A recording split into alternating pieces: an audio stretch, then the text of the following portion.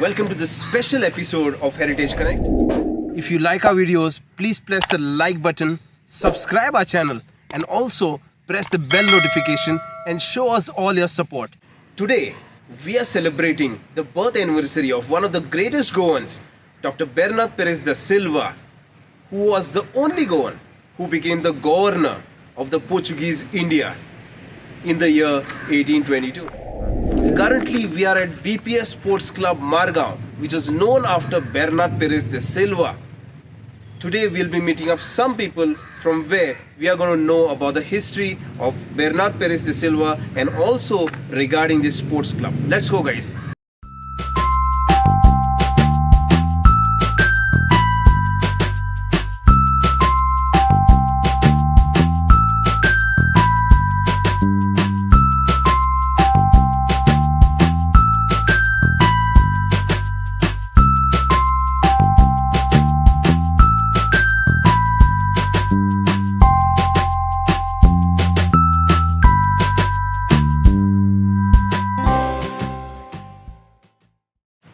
So guys, we are currently at the entrance of the BPS club and we can see a beautiful mural of Bernat Perez da Silva, the club which was founded in 1940, and we can see the description of the club even given here.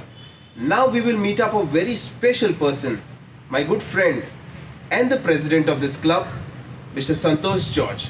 Come on, guys. Today we have with us one of the known personalities of Goa. He is also the president of the Bernat Perez da Silva Club, which is also known as the BPS Club. Welcome, Mr. Santosh George. Welcome.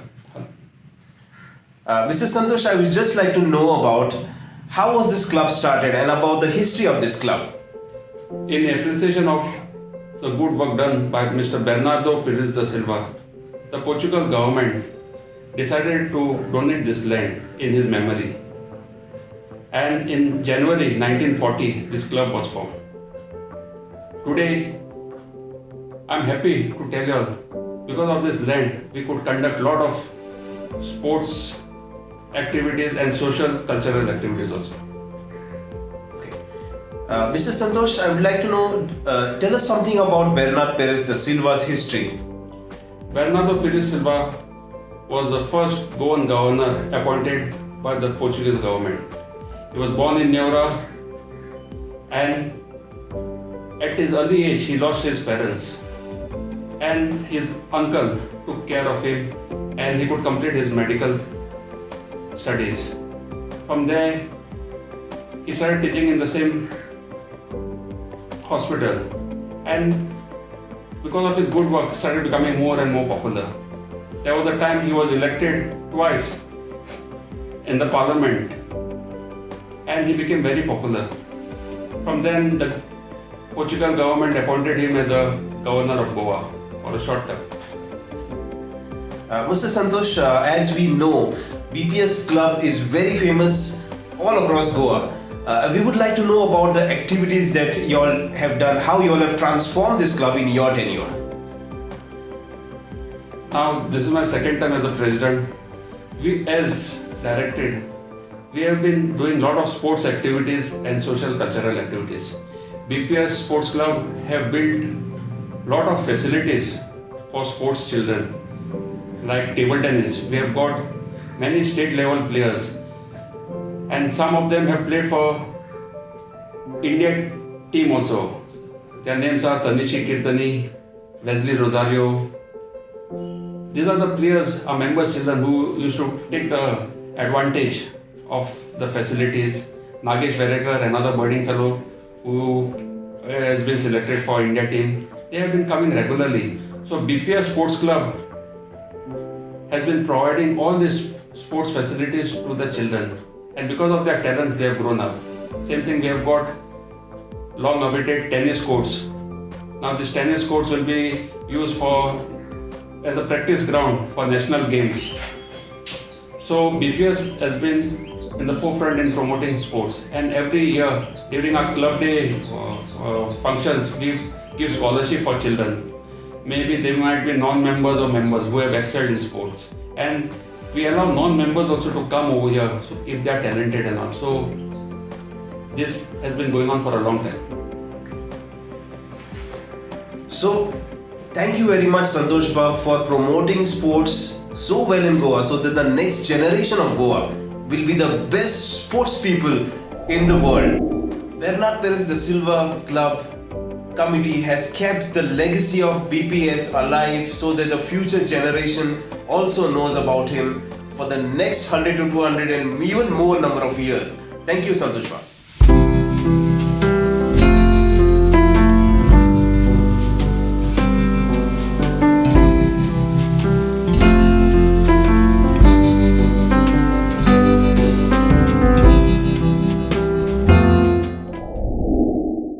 We are currently at Neura village, the place where Dr. Bernardo Perez de Silva was born. And what we see here is a beautiful bust which was installed by Escola da Medical Surgica, Raibandar, where Dr. Bernardo Perez de Silva completed his medical studies, and they installed this beautiful bust as a mark of respect for BPS to be the first and the only Goan to become the governor of the Portuguese India. What we see here is a beautiful heritage complex of Escola da Medica Surgica in Raibandar. This was also known as the military hospital, and historically speaking, this is the first hospital ever built in Asia, which was in Goa. This hospital has given well-performed doctors and surgeons, and this is the place where Bernardo Perez de Silva completed his medical studies. He joined here as a professor and also revolted against the viceroy and the governor for not giving the medical services to the local natives, for which he was dismissed from the job later on. Bernardo Perez da Silva goes down in history, or has the distinction to be the only Goan governor appointed to the post of prefeito during the Portuguese period. Unfortunately, we have forgotten him. The club in Margao, BPS, is named after Bernardo Perez da Silva, and that also I think hardly people know. When Prasad Sawant was my student of history in Dempe College, he had taken me to Neura to show the bust of Bernardo Perez da Silva. And I was very happy to see the bust because there is hardly any memory of Bernardo Perez da Silva left, save that bust and the BPS club. As I've said, people hardly know that what BPS stands for. He is an exemplary Goan, and he has the distinction of being appointed the prefeito, a very rare, for a Goan, a rarity for a Goan in those days to be appointed the prefeito, which is equivalent to governor of Goa during the Portuguese times. His period, although as a governor, was very short, very brief, just for 17 days. From 14th January 1835 to 1st February 1835 was his tenure as the governor of Goa. However, during his tenure, we find that he introduced a spate of reforms. He tried to do which nobody else could do in just a matter of 17 days. Now let us have a look at his background, a little peek into what made the man, what was his thought, how he came to be the governor that he was. He was a medical student. He graduated as a doctor from Escola Médica Cirúrgica de Nova Goa, and that's where he decided to change the world. He became a doctor. Eventually, he became a professor of medicine in the same college, same institution. But before that, he had contested the municipality elections. He won, and he tried to expose the elite classes who were trying to embezzle the funds of the municipality. That was his first expose of the elite people in the municipality. Then, as a professor of medicine, he exposed the corruption of Count of Rio Pardo, the Portuguese governor, who was indulging in malpractices, trying to embezzle the medical funds. He tried to expose them. So he became a crusader of exposing the ills affecting the Portuguese society then and the administration. And then his crowning glory came in 1821. Portugal became a constitutional monarchy, and his crowning glory came in 1822 when three Goans, Constancio Roque da Costa, Antonio Lima de Leitão, and Bernardo Pérez da Silva, were elected as the three representatives, MPs, to the Lisbon Parliament. And this was the first time that three Goans got a chance to be appointed as MPs in the Lisbon Parliament. However, unfortunately, Bernardo Pérez da Silva his dream could not come to fruition because they could not take their seats in the Parliament. Eventually, when Bernardo Pérez da Silva was appointed as the Prefeito of Goa, that is from 14 January 1835 to 1st February 1835, such a very short tenure, he introduced a spate of reforms. Throughout, first as a Prefeito, later on as an elected deputy in 1839, Bernardo Pérez da Silva fought for the rights of Goans. We can also call him a freedom fighter because after 1839, he fights for the liberation of Goa, which very few people know. And as the Prefeito, he introduced spate of reforms that included to expose the corrupt practices of the Portuguese officers.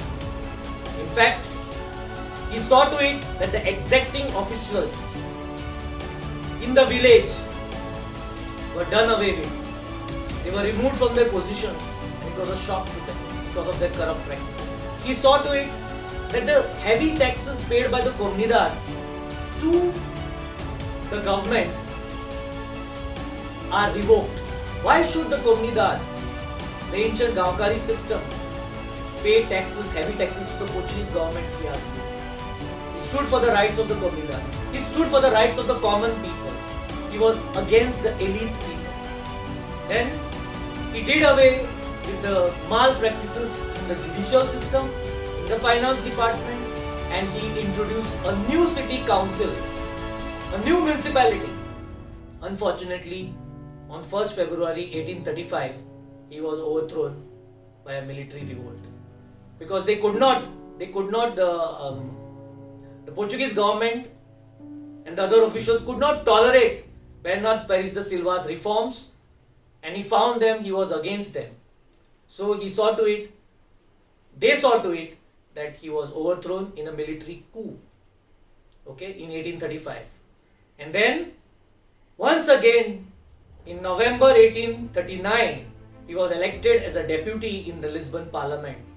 In fact, at that time, for the first time, he fought for the rights of Goan from the Lisbon Parliament. At this point of time, later we find that there are people like Dr. Francis Luis Gomes who fought for the rights of Goan through the floor of the Parliament. Bernardo Pérez da Silva decided to ask for liberation of Goa. We find that he lived a life of 69 years. He passed away in November 1844. We are not sure of the date, whether it is 14th November 1844 or 18th November 1844. The bust in Neora, which was his birthplace, commemorates the great son of Goa.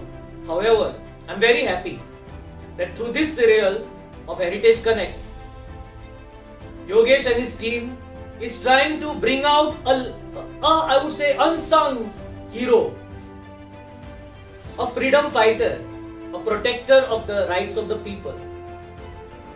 He was also in the agriculture department.